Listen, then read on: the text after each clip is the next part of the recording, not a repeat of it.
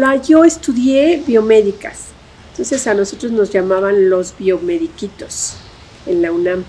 Y era una carrera nueva que tenía apenas una tradición de 3 años, nosotros éramos la tercera generación, y la licenciatura estaba enfocada a enseñar a investigar. El lema es aprender a investigar investigando. Entonces desde el primer día iniciábamos nuestro año de investigación. Ahora tenemos aquí una licenciatura en Ciencias Genómicas, una licenciatura muy buena y muy reconocida que ya va a cumplir 20 años. Y esta licenciatura tiene su 4.º año de investigación.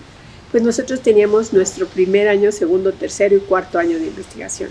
Todos los años teníamos un proyecto de investigación en un laboratorio del Instituto de Investigaciones Biomédicas. Entonces soy de los biomediquitos.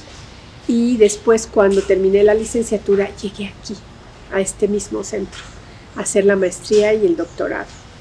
Hice un postdoctorado en Francia y después regresé y me contrataron como investigadora en este centro. Entonces yo he pertenecido al UNAM desde el CCH, desde el bachillerato. Estaba yo en el CCH cuando leí en la Gaceta del UNAM una entrevista con una investigadora de biomédicas. Era una doctora inmunóloga que sabía que participaba en la licenciatura en biomédicas y que dio una entrevista. Entonces, yo creo que por eso son valiosas las entrevistas y por eso acepto darlas.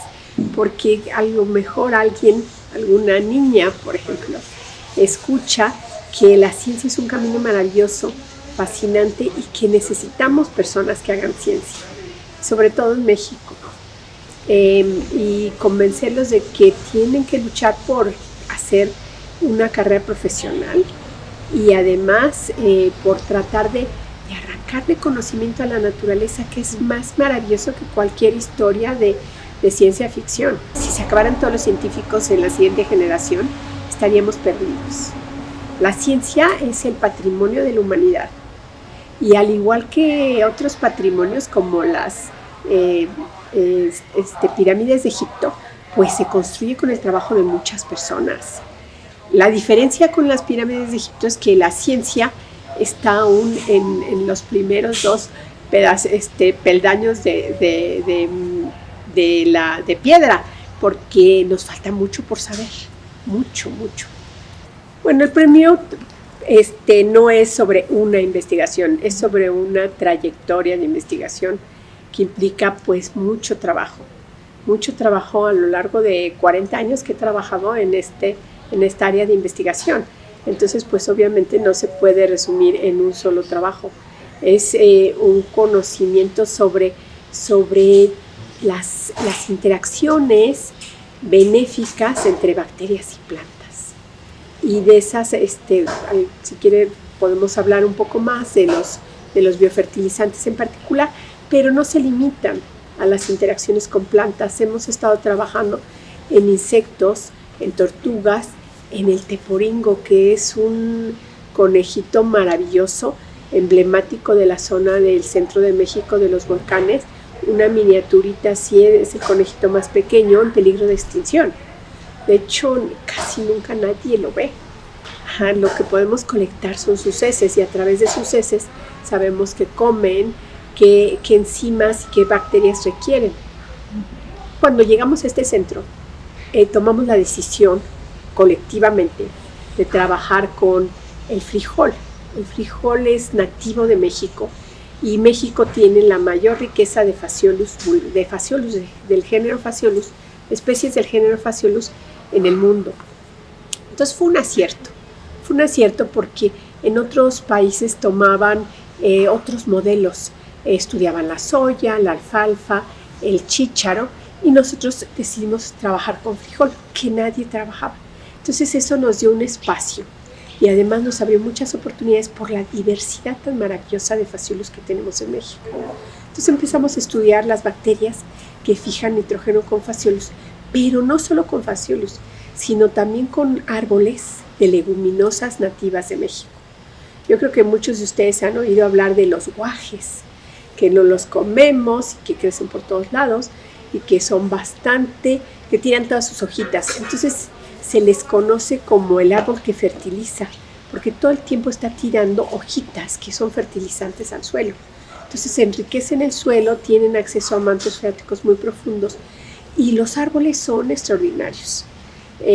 Hay estos leucaenas, pero en México tenemos una diversidad grande de árboles de leguminosas nativos, entonces también empezamos a trabajar con los árboles de leguminosas y contrastábamos las bacterias que eran capaces de fijar nitrógeno en frijol con las que eran capaces de fijar nitrógeno en árboles, y empezamos a aprender algo de la especificidad en simbiosis, en esta interacción pacífica entre seres vivos.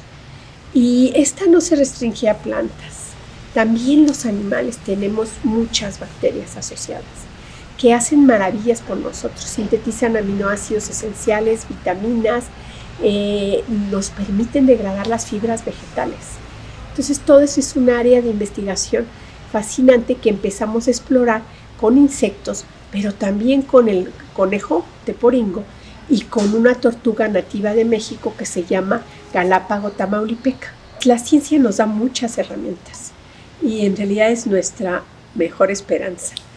No lo digo por mi nombre, sino porque realmente es nuestra posibilidad de salir adelante como especie humana y resolver los problemas. El problema es que nuestros problemas se generan más rápido que el conocimiento científico y que las soluciones.